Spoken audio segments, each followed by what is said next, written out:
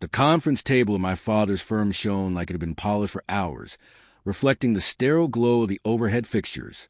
His office overlooked the river from the 20th floor, while I occupied the wobbly guest chair meant for visitors who weren't expected to stay long. My older brother, Adrian, lounged in the expensive leather seat beside him like he was already the heir to everything. So, Elena, my father murmured, eyes fixed on the proposal I had carried around for a quarter of a year. You're requesting $800,000. And for what exactly? Fluxstream Analytics. I told him. A prediction model for real-time market behavior. Adrian flicked his Princeton ring. As he turned a page, we went through it. He said flatly, just sounds like a bunch of technical fluff. There are 40 pages, I said. You've looked at the executive summary. The rest outlines architecture, projections, implementation paths. He cut me off. Let me be direct. It's not worth our time. My father paused his pen, but still didn't glance at me.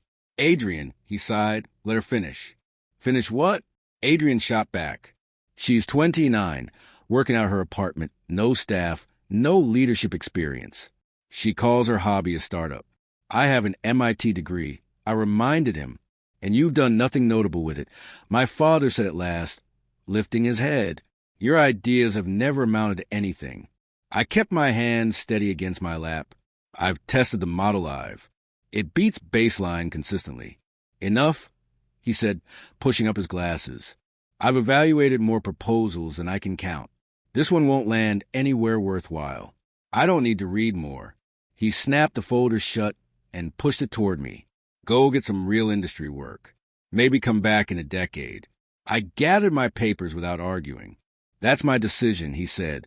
Strictly business. In the lobby, I ordered a coffee I shouldn't have spent money on, sat by the window, and opened the encrypted folder on my laptop. The one I prepared for this exact outcome. Incorporation papers. Trademark filings. A spreadsheet of angel investors who actually backed early-stage tech. My phone buzzed nonstop. Mom asking how the meeting went, if they funded me. I watched the typing dots fade, then let the call go unanswered. Another call rang seconds later. Noah Brand from Harborline Capital. The fund secretly testing my model under NDA. Elena, he said, calm and confident. Fluxstream just predicted a move on a group of assets we misread all year. We want to scale its use across all our desks. And we want it exclusively while you're in beta. What kind of exclusivity? I asked. 6 months. $5 million up front. After that, traditional licensing tied to AUM. We'll pay above market for priority access. My hands trembled under the table. My voice didn't. 6 months at 5 works. I'll have legal send terms. You have legal? He asked. I do, I lied, and then immediately hired one. The following weeks dissolved into sharp, focused work. The angels wired their final commitments. 2 more funds entered the testing environment. The model outperformed expectations, between 18 and 31% gains over baseline. I hired 7 engineers, then 19 more. We rebuilt the ingestion pipeline, locked down the feature store, and created audit trails that regulators would applaud. Our Series A closed at $130 million. I kept 73%. At Sunday dinner, I barely spoke. I cut into my food while Adrian rambled about an unknown analytics startup making waves. Some flux something, he muttered while scrolling through his phone. Finally, a firm with actual results. Dad nodded thoughtfully. You should apply there, Elena.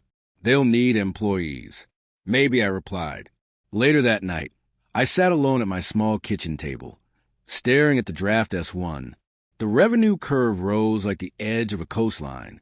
I clicked the timeline into motion. 3 Thursdays later, I stood under the glowing displays in Times Square, navy suit pressed flat. At 9:30 a.m., I struck the NASDAQ bell. The symbol lit up. Trades poured in like heavy rain. 87, 94, 120. By 9:45, Fluxstream's valuation crossed $7.2 billion. My share, 73%. A notification popped up on my phone. Then another. Headlines claiming my father's firm had supported Fluxstream in its early days. I sighed and dialed Sarah, my PR lead. Put out a correction. Just facts. No commentary. Then I headed downtown. The receptionist blinked when I asked for my father. Adrian stared at a screen glowing with our ticker symbol. My father closed his office door behind us. "Tell me this isn't true," he said. "It is." Silence filled the space between us. "We can help now," he tried. "Introduce new capital. Expand." "We're fully backed," I said. "I have seasoned advisors." What I needed was trust before it became news. He swallowed hard. "We failed you." "You did," I said. "And I learned to move without waiting for permission." My mother appeared at the door, eyes red. "Why didn't you tell us?" "Because you never asked about my work. You only asked me to shrink." A call rang on the desk phone. Reporters already waiting. He let it ring. "I don't want your money." I told him, "I want the truth." When journalists ask, tell them you rejected the pitch. Say I built this with my team and my early believers. Adrian's voice cracked. I called it trash. "You were truthful then," I said. "Be truthful now." That evening, the correction ran everywhere. Some clients left their firm. Some stayed. I finally slept. A week later, my father arrived at my office, not as the man who ran everything, but simply a man facing what he overlooked. "I'm proud of you," he said quietly. "I haven't earned the right to say it, but I am." "Thank you," I answered. The river outside kept flowing, indifferent and steady. I excused myself for a board meeting, closed the door, and got back to building.